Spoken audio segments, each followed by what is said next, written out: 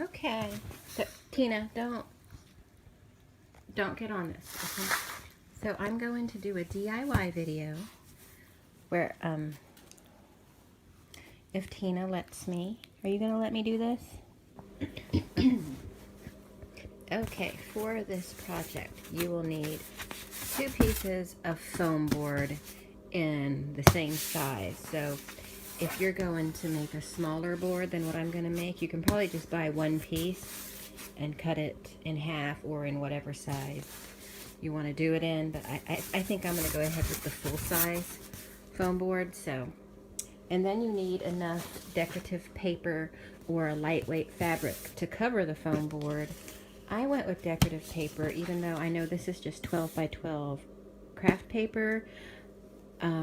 After I laid it out on here, I liked the way it looked. So you can also use wrapping paper or any kind of large decorative paper. And then you need an adhesive for, if you're using paper, you need a acid-free photo-safe glue. So I'm going to use this glue stick. It says right there, acid-free and photo-safe. So I'm going to use that. And the reason you want to use this is so your paper will go on smooth, and when it dries, it won't get lumpy or wrinkly or crusty looking. And then you need all whatever supplies you need to kind of make it your own. Like I got a little dry erase board and some little sticky notes. I got some push pins. I got them in clear, so there's not a whole bunch of obnoxious colors on it. And then I got a little pocket. And this is nice and lightweight, so it'll stay on there. And then you also want a, depending on what you're going to do, you might want a ruler. You'll need pen or pencil to mark your spaces if you need a ruler. And cutting tools if you're going to trim the foam board, and a hot glue gun. And I think that's it. So I was torn of whether I was going to cut the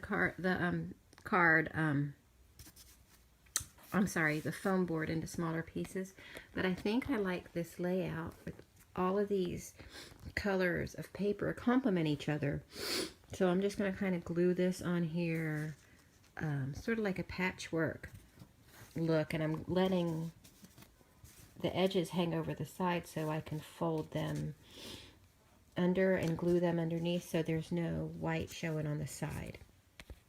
Maybe. I don't know. I'm just kind of doing this off the fly, so we'll see. Tina. You're obstructing my ability to complete this project. Okay? Okay. One thing I want to add, if you're going to be using multiple sheets of paper, go ahead and lay it out the way you want it to look on the board, and then take a picture of it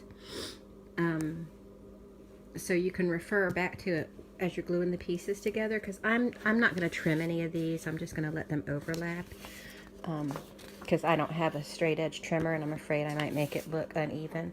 So I'm just kind of doing like sort of like a patchwork type thing, and then I'm going to lay that in the middle. And I feel like this is just experimental, but I feel like it's going to look good when it's all glued and everything's together, because it's just going to come together, I think. So we'll see. Okay, so I have it all glued on here. I'm going to let that dry a little bit, and then I'm going to start placing my items on it. And then I just realized since I didn't use fabric, I don't necessarily need 2 layers.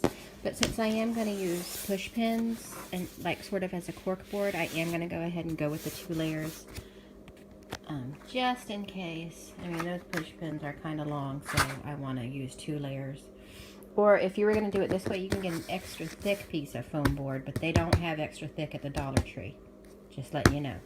Okay, so now I have one of these things. This is one of my favorite tools in my art supply box. And I'm going to go cut this stuff off the edge.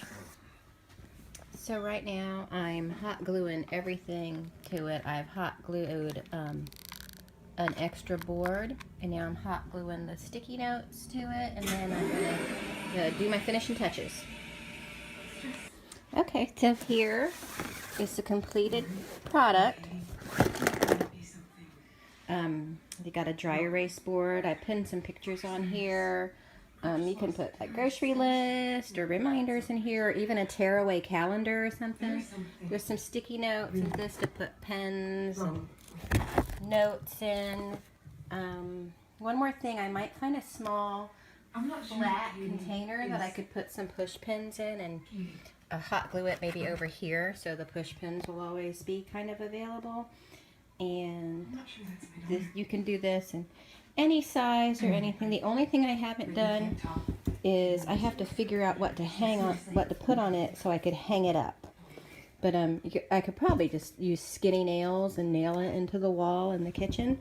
So, but that's what it looks like, and it's perfectly sturdy for a season, and it's so inexpensive to make. You can change it out and make it suit your season, or if you want to.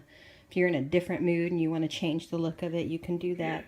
You can trim it and ribbon or whatever you want. But I think the paper works out nicely. So let me pan over it real slow so you can see the final kind of situation. Trying to ask me if it's yours. No. And so there we have it. So, oh, and in finding these old pictures, I found something very interesting. This is my ticket stub from when I went to see Guns N' Roses and with Metallica. Look how much that ticket cost me. That is cheap. But anyway, that's awesome that I found that. I'm going to frame this probably because this is one of the best concerts I'd ever been to. Pre-Eric.